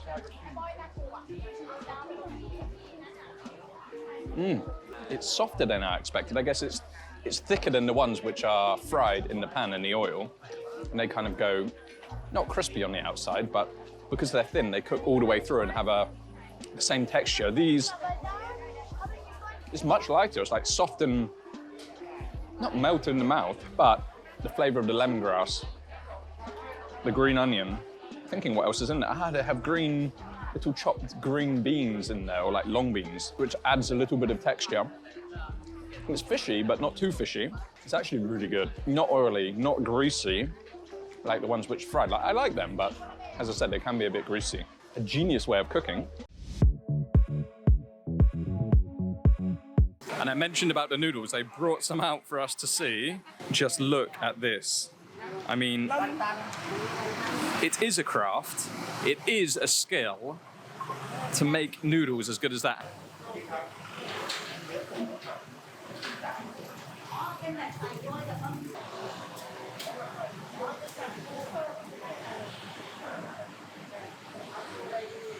Anyway, let's finally try these noodles.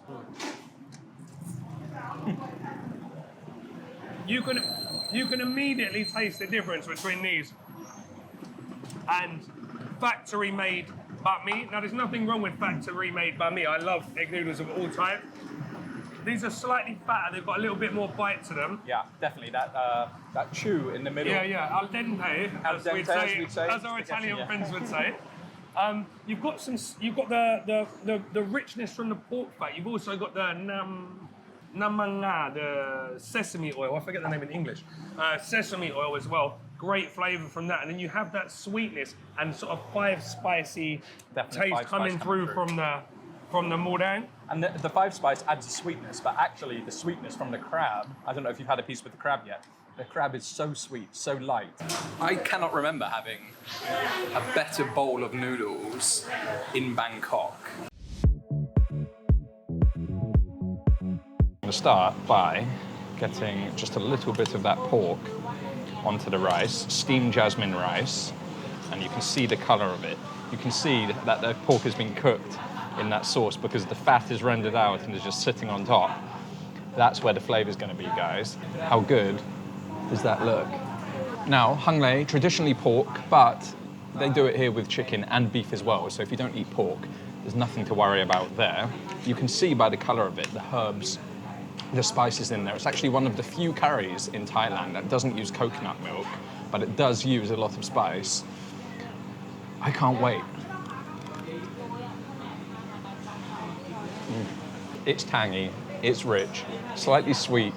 It's very, very good, and I love that about hung lei curry. The flavour is so complex. The tanginess is coming from tamarind and pickled garlic, which is really interesting. There's so many layers of flavour. And then, as I say, no coconut milk, but highly spiced. Turmeric, ginger, cumin, coriander, dried chilies. You can taste that coming through. You can taste that richness. And then, of course, you have the ginger, the garlic, the shallots, all in there, creating this uniquely delicious flavour. Fantastic curry, synonymous with Northern Thailand. Another one that you must try when you're here. I've just glanced over. I'm here eating amazing Burmese food, but the owners, Burmese owners, what's their lunch? Pizza. Pepperoni pizza. Why not? I guess if you eat this all the time. Let's start with the young tamarind leaf salad. If I can just change the focus on that. Look at that. In there we have tomatoes, the young tamarind leaves, shallots, and all sorts of other things which I didn't really see. Chili, she asked me if I wanted it spicy, and I said, yes, of course. Want to have it spicy in Thailand, right? But you might think, tamarind leaves? Who's eating tamarind leaves? Well, I think this will change your opinion.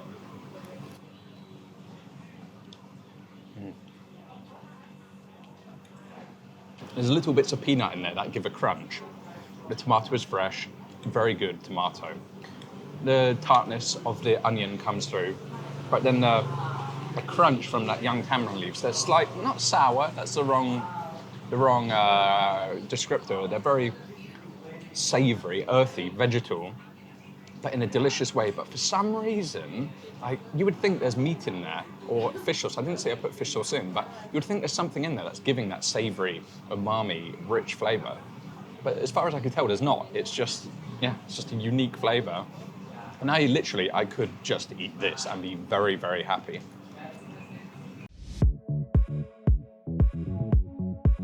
Now this one for me, tea leaf, is so interesting. And there's little fried lentils, I think, yellow lentils in there too.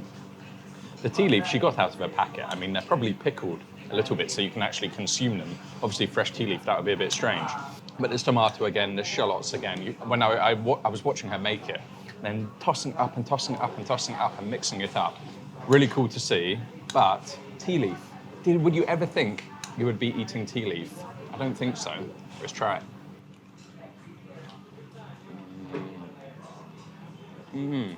Again, so delicious, so interesting on the texture, actually. Those are yellow fried lentils, little bits of dal fried up, crunchy. And then you get a bitterness, not a really bad bitterness, or like bitterness in a bad way, but you get the bitterness from that tea leaf. You almost get the tea flavour coming through. But again, just fresh, and that tomato freshens it, and then the slight heat from the red onion. Delicious, delicious. Again, you don't miss the meat, and that's what I love about vegetarian or healthier food. If you're not missing the meat, then it's just a fantastic dish.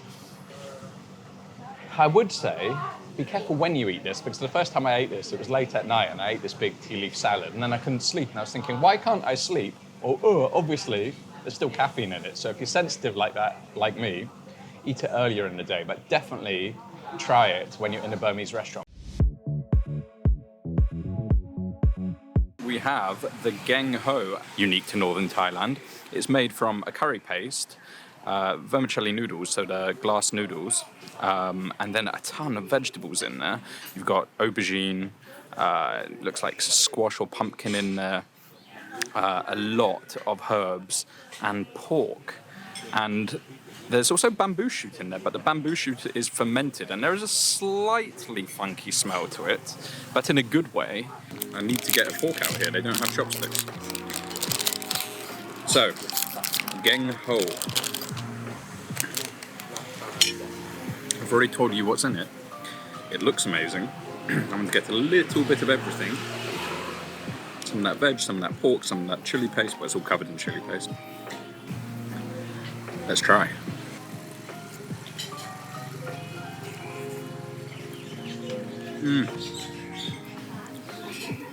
Now that is an incredibly unique flavour, which I don't think I've tasted in Thailand. I don't know why. Maybe it's the fermented bamboo shoot that's giving it a depth of flavour, but I think it's something in the curry paste. The pork is melt in the mouth soft. There's something in there I can't quite put my fingers on. And there's a load of mushrooms in there too. This dish is absolutely packed with vegetables. If you're worried about your 5 a day or not getting enough vegetables recently, this is the dish to have. This dish is actually created as a leftover, or from the leftovers of the Hung Lei curry. So maybe that's where the aromatic spices are coming from. And then it's just packed with veg and rice noodles. But it's one of the best things I've eaten in Thailand.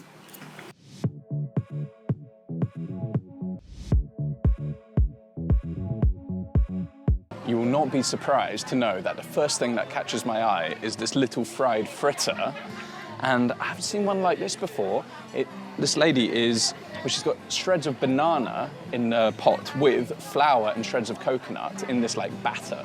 She's mixing the banana around the batter and then putting it in the wok full of oil to deep fry and then making these golden, crispy little fritters. We may have to get some of them.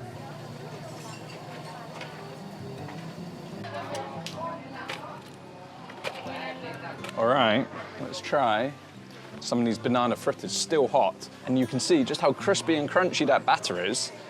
It looks like it is flour mixture, but the thickness, there's a lot of flour in there, but the coconut as well, and you can see the shreds of coconut, which will give it another crunch. Anyway, let's try it. Oh man, the crunchiness, I'm sure you can hear it. That is good.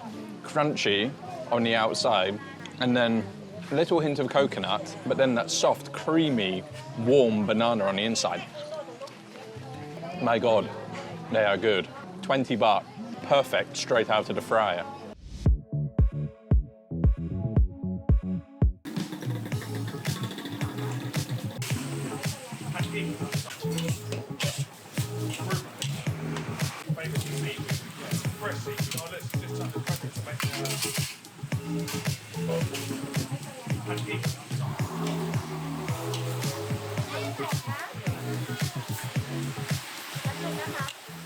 It's times like this where I wish I could somehow get the smell across to you. It's the smell of the garlic frying in that oil with the kaffir lime leaves, and then the smell of those different curries when they're finished coming off here is amazing. But sadly, we haven't invented that technology yet, so maybe in future. But for now, we'll order a bit of the food and I'll let you know how it tastes.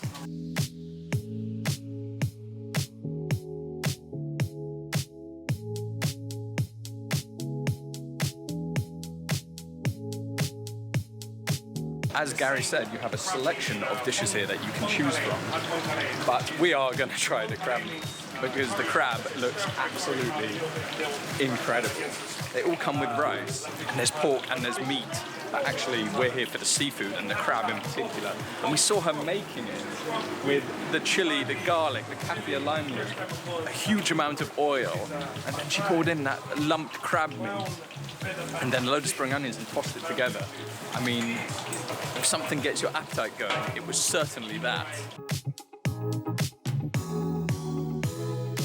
There's no seats to sit down on, so we've just taken a couple of chairs here on this little bridge overlooking the canal. I mean, if you're choosing your setting to eat in Bangkok, you're not going to choose better than this, I guess.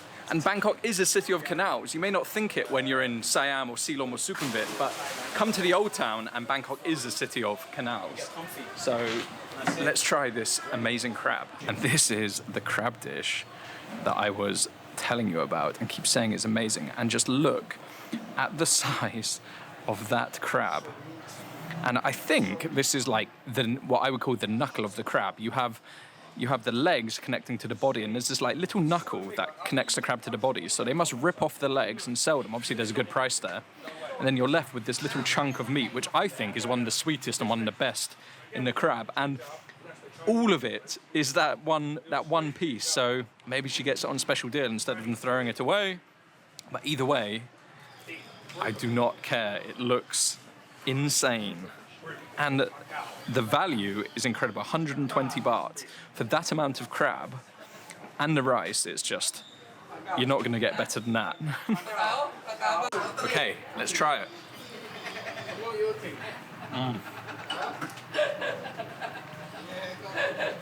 Okay, that crab is incredible. The sweetness that comes off that crab meat. And I've eaten a lot of crab.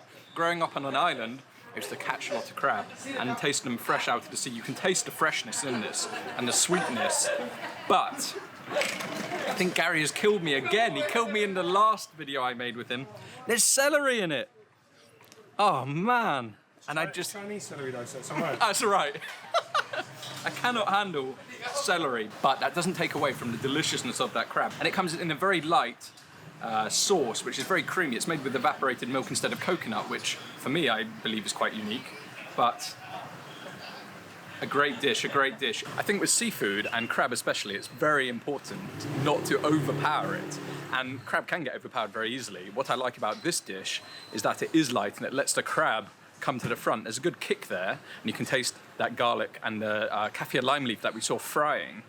But the overriding flavour of that dish is the crab. And like I say, if it only didn't have the celery, it would be probably one of the best things I've eaten in Bangkok. But no.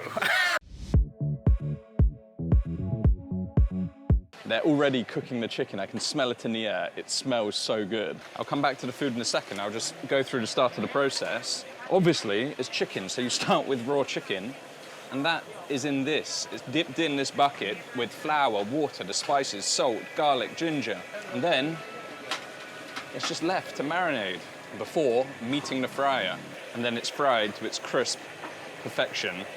It smells so good. I wish sometimes you guys could smell what I smell. So I did try and order, but I think the way you do it is get the tongs and grab it yourself. So you give them what you like. So we'll put this here. We'll have chicken leg, and then I think we'll grab a wing too. So how does that look? It's all right to me. I think that will give us a nice comparison.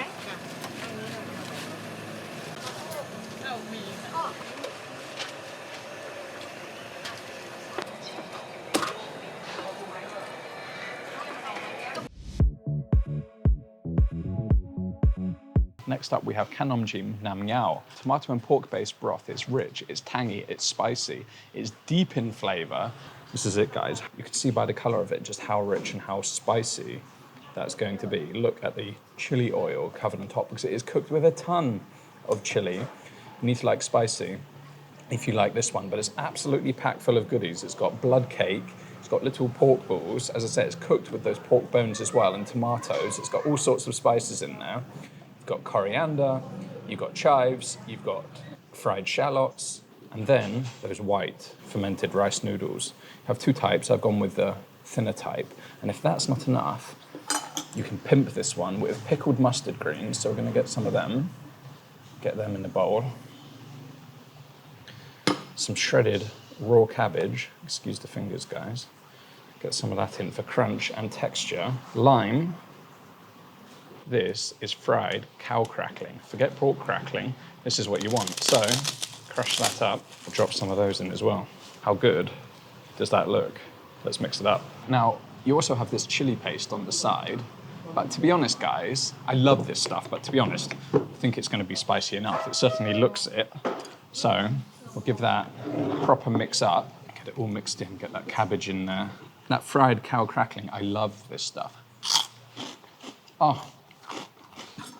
The flavor, but we're here for the noodles. And these noodles, they're fermented, made with fermented water.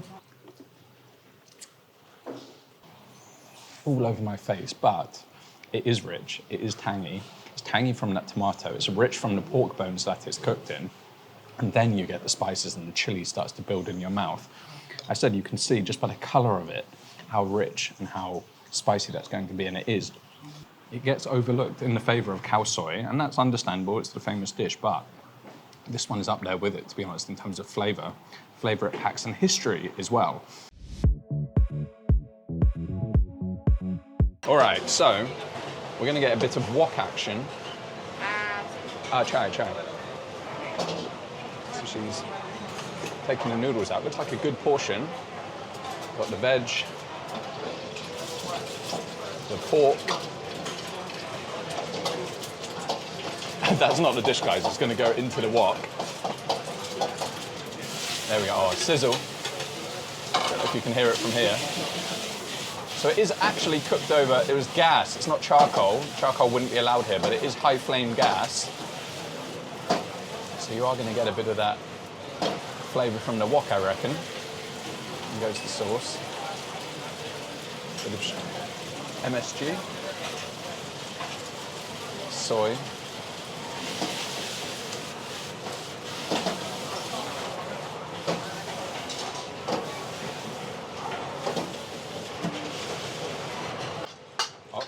Right, and we're ready.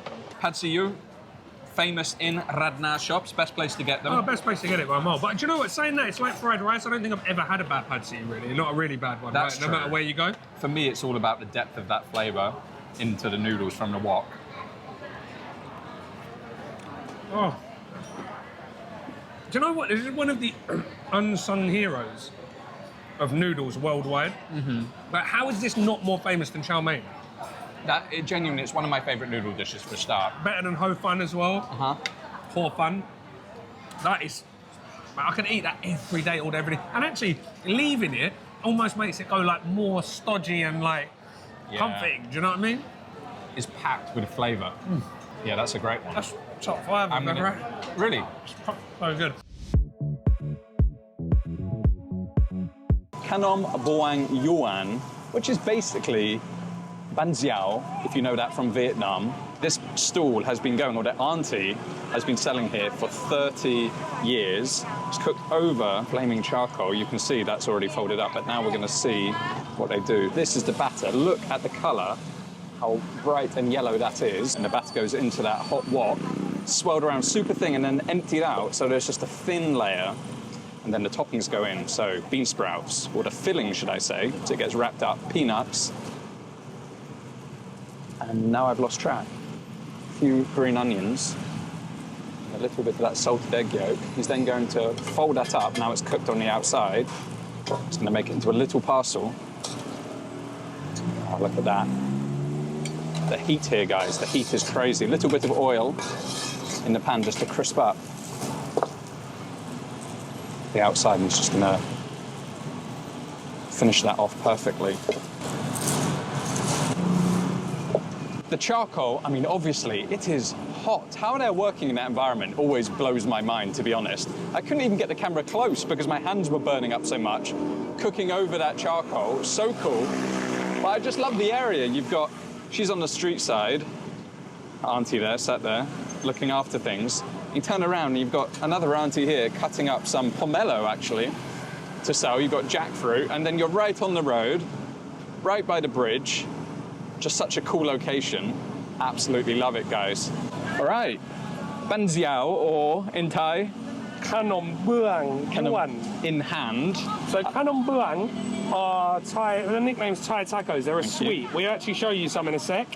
Really, really famous in this market. This is Vietnamese version. I must admit, it's crunchier than I expected because he fried it for a second time. Yeah.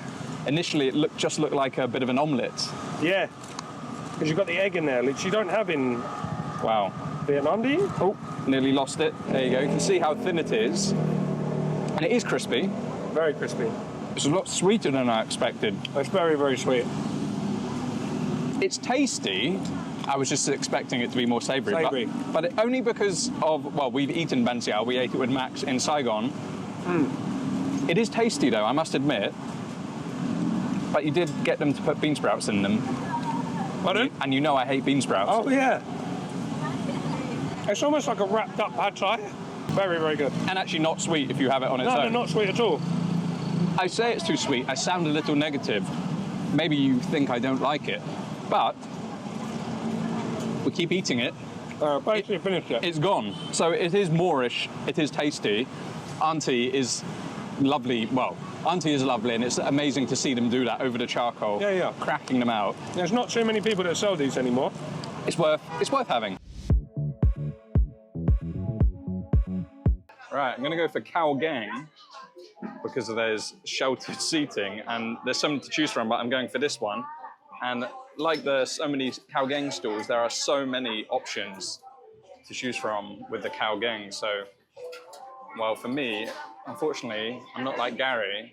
I don't really know what I'm looking at, so it's going to be a case of point and see. Oh, this one looks amazing. It's like, I mean, it's not good for my waistline, and we've had crispy pork, but it's like crispy pork skin curry. Can you get any better than that? This one looks interesting with sator or stink beans. And then you've got the yellow curries, which are packed with turmeric, I'm sure. So you get a plate of rice, and then you get to choose your toppings, and you pay for how many you get.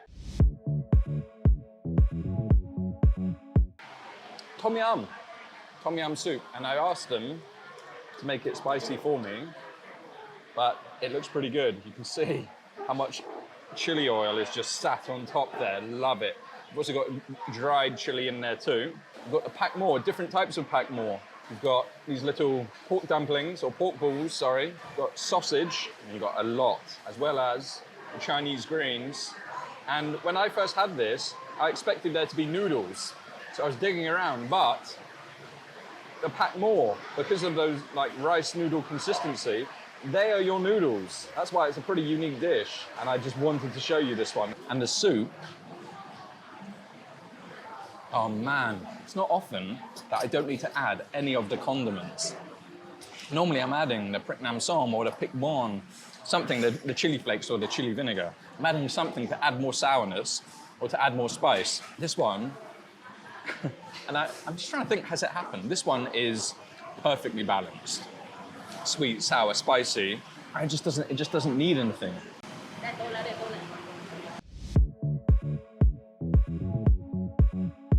Ao khao yam kap, but may ao twang o kap. May ped may aloy.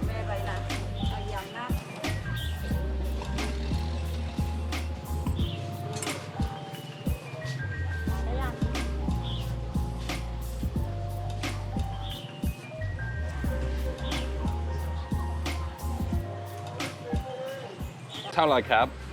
Tao lai kap. 12. Wow. Okay, as I wait for the rain shower to pass before I can actually try it, let me take this opportunity to tell you what khao yam actually is. It's a rice-based dish from this region in southern Thailand, and it's said to have come about when the ruler from the southern region of Thailand asked his doctor to create a dish with all of the healthy ingredients available, and he made khao yam. Essentially, it's a herby salad, absolutely packed with veg. Okay, fish sauce poured in. The trick here is to get this really mixed up. So all of those herbs, all of those spices, all of that flavor is mixed together and you get a little bit of everything in each mouthful. Okay, fully mixed in, time to eat. Crouching down out of the way at a market, but people find it fascinating when this guy is filming himself eating. Anyway, it looks spectacular and it just not many dishes look like they're going to do you some good. And there is so much herb and vegetable mixed through that rice. And the rice must be cooked with the vegetable too, because it's got this blue sheen or this blue color. I don't think I've seen a salad like this in Thailand. I'm going to call it a salad because essentially that is what it is. It's a rice salad. Let's try. Oh wow, that is spectacular. There's so much flavor in there. You get all of those textures from the fresh vegetables, and then the sourness and the zinginess from the lime leaves and the sour or unripe mango, but then the freshness comes through from all of those herbs.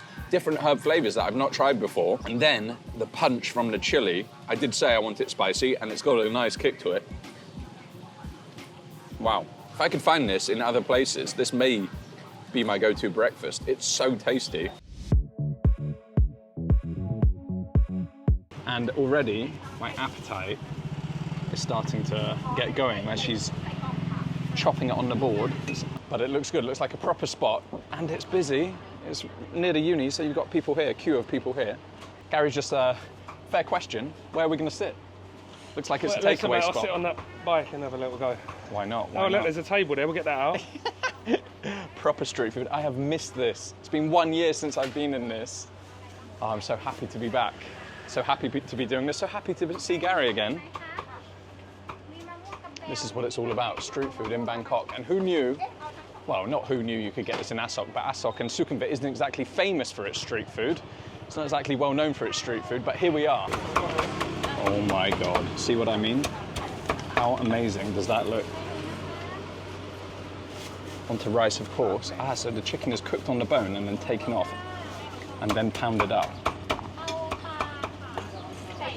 This is it. Go on, Gary, get it on.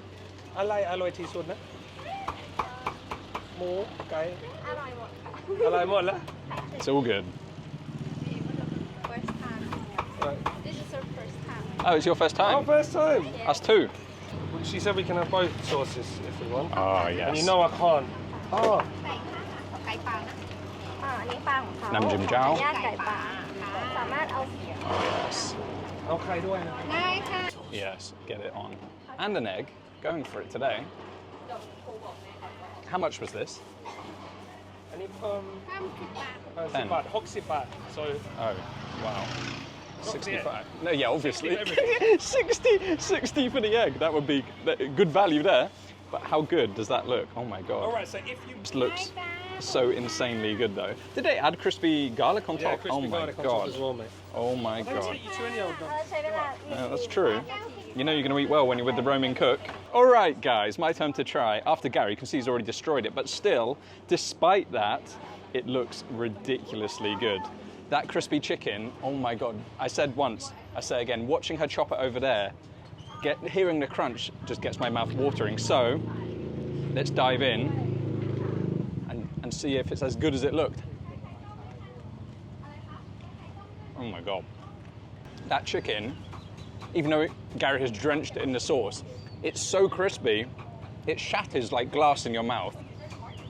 The chicken is so juicy. It's cooked on the bone. We saw it was on the bone. She takes it off the bone and then chops it, so it keeps that moistness there. It keeps it juicy. Try it with a little bit of that mango. Mango salad, mango dressing. It's kind of a cross in between the two, right?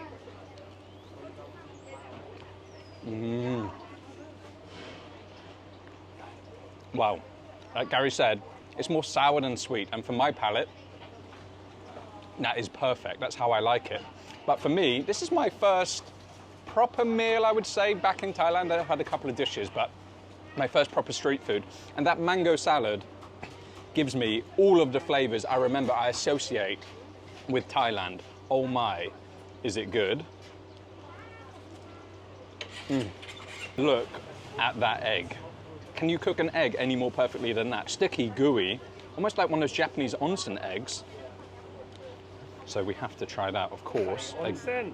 Again, with that chicken and that rice. It goes so well with that rice underneath.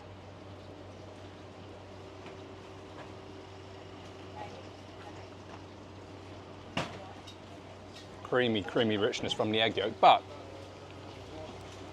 the chicken is good, the egg is great, the rice is perfect, the mango side is fantastic.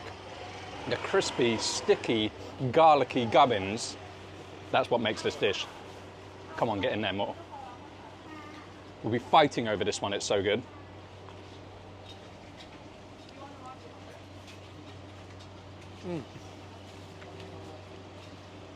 It might be one of the best crispy chickens I've had in Bangkok. Definitely. And I just got a little bit of cartilage because it was next, you know, when she took it off the bone, I've still got a little bit of that cartilage. I don't mind it.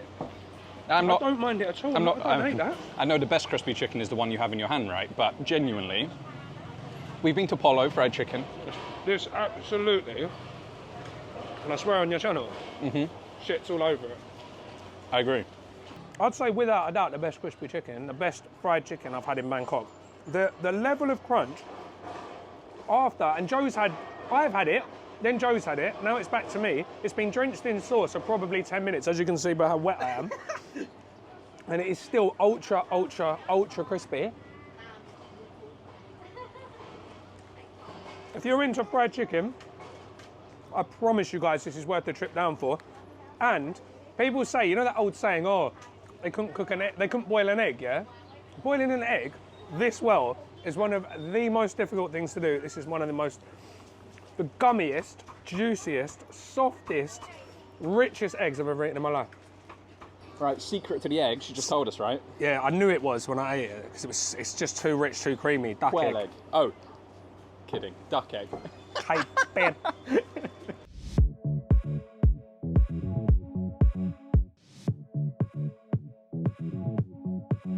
I'm not even going to begin to tell you, like the dim sum, what they are. So any comments would be greatly appreciated. I mean, look how delicate and pretty they look. I know this is black sticky rice with coconut, sweet coconut dressing, but look at this. Honey and a delicate, I think it's agar jelly with a yuzu honey dressing, and you eat that with shaved ice.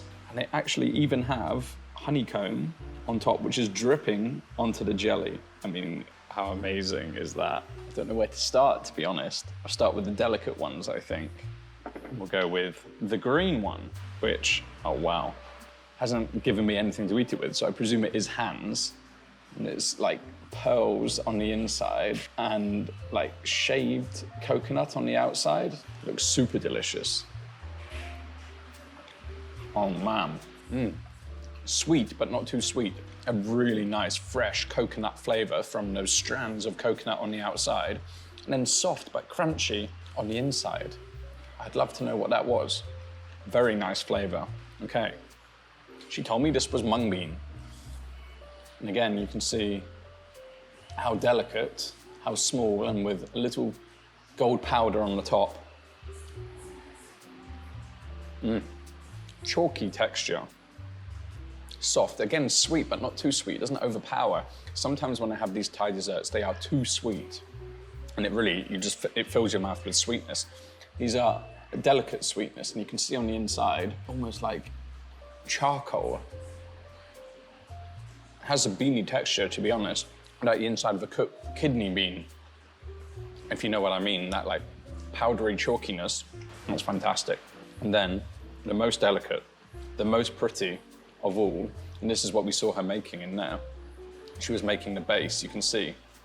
On the base, you have this little round biscuit. She was pushing it into those cups, and then on top will go this. Stunning, really stunning. Made with little melon seeds as well, she said. These little white bits made with melon seeds. A sweet crunch. Super delicious. Come to a place called Roti Wima for roti, for dessert. Look at this. This guy has the skills. Look at the way he throws this out. And he is just a machine, working and working and working, roti after roti. If I did this, it would be full of holes. It'd be like a sieve. Oh, he's made one. Folds it up, ready to go on the grill or the hot plate. And there they are. And when they're done, she takes them over to the next station and crushes them up. Love this. Look at that. And that is how you get that fluffy, flaky texture. And you know this place is going to be good because it's absolutely round. Obviously, they do savory roti as well. You can have it with the curry sauce, but I've ordered 2 dessert options. One with the sweet condensed milk and a little bit of sugar, and the other one with Milo, so chocolate. This is not going to be a fully fledged food segment. I just wanted to show you. They actually gave me roti with egg and sweet condensed milk, which I'm not complaining about. You can see how flaky and soft and rich it is. Well, you can see that when they're making it, and you can see it when she's crashing it up. But when you get it, you can see those flakes, you can see those perfect layers of our roti.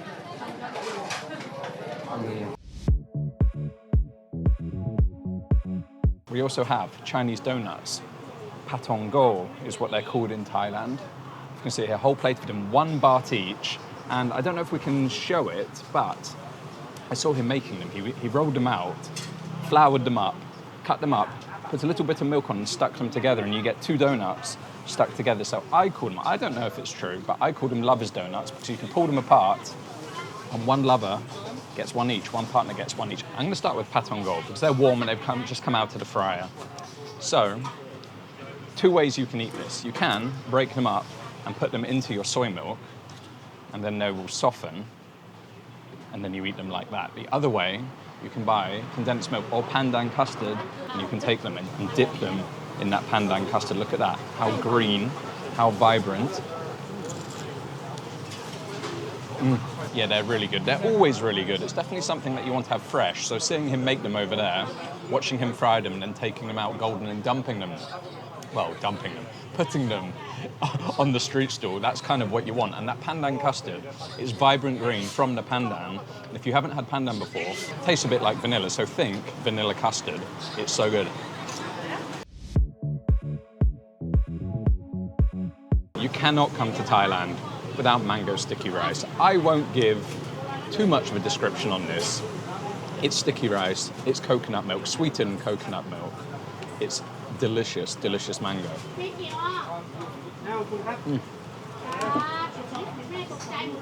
There was just something about mango in Thailand. It's so good. And when you find a good one, you'll go back again and again and again and again. And that mango is so good. It's so juicy, so sweet. That's how all mangoes should taste. And Thailand has some of the best mangoes in the world. I don't need to say make sure you have it. You're going to have it. You're going to have it multiple times. And as ever, this place has a name which I can't pronounce. So the name of this place is Buloi Meluan. They're all laughing at me because I can't say it. But we're here for this sweet Thai dessert. And it's these glutinous rice flour balls, which sometimes have a filling in them. So you can get all sorts of different things. And then it comes with a sweet coconut milk. You can have with shaved ice or not with shaved ice. But I've never had this, and I've seen it throughout my trip. Chai cup. I've seen it throughout my trip, and it's always intrigued me. So tonight, we're going to try it. These are the glutinous rice balls. And I think they're coloured with different things. So you have pumpkin, taro, pandan, and that makes them the different colours. But sometimes they're not as bright as this. They look pretty cool, right? Looks like kids' candy or kids' sweets. I'm from the UK. Too Americanized now. Look pretty cool. Always intrigued me. If you've been to Thailand, you may be familiar with these Thai-style desserts, and these have all been sweetened. Like this is lotus root here, but that's made sweet. This is egg yolk and all sorts of different things that you can have with it. But let's see if she understands my order. Ao boloi nga. Nga boloi nga. I'm trying my best with the pronunciation. It's not coming through. Boloi nga. Boloi. Okay, I'm gonna cut this. Okay, let's try and order Ao boloi nga kam. Okay, let's see if she understands my order. Ao boloi nga dam. Nga dam. Oh, they're hard to please here. Boloi nga dam. Ao boloi nga dam kap. Okay, Cap. And just this one. Kai. I didn't really like the thought of it with egg, but they're telling me I should have it with egg. So let's have it with egg. So that one's called boloi kai. Kai no. Okay, Cap. And boloi nga dam. Okay, Cap. Let's go for it. Soft, gelatinous. No, not gelatinous. Glutinous, I think is the better word. And they don't have actually that much of a flavour. It's more about the texture. It is a nice texture. But the sweet coconut milk, the fresh, not crunch, but the fresh texture of the coconut. And then one of those salted egg yolks. I was a little bit sceptical. Okay. Very salty, very savoury. On its own, it's not the most pleasant because it's too salty, too savoury for a sweet dish. But when you have it with the other flavours in there, it balances out nicely. Still a little bit weird to get my head around, but it's good. Okay, I will finish that afterwards, I will. Let's try the boloi nga dam. Struggling. Let's see if I can break open one of those boloi for you. You can see they're much bigger spheres, and you can almost see through and see the dark black sesame inside. Oh. Wow. Look at that. Black sesame, yeah, obviously black. Black sesame paste. I mean, you get all the good descriptions here, guys, but there's a lot of black sesame in there, more than I expected. It's a bit like a mochi. If you've had a Japanese mochi, black sesame mochi, it's a little bit like that, with that glutinous rice on the outside. That glutinous rice flour is sticky. And then the black sesame has a slight bitterness, but that sesame flavour coming through, and then obviously balanced out with the sweetness. That's what I like, actually. The contrast you have in the sesame one, you have the bitterness contrasted against the sweetness of the coconut milk, the bitterness of the sesame, and the sweetness of the coconut milk. And in the other one, you have the saltiness of the egg yolk and the sweetness of the coconut milk, and then the boloi just tie it together with the texture.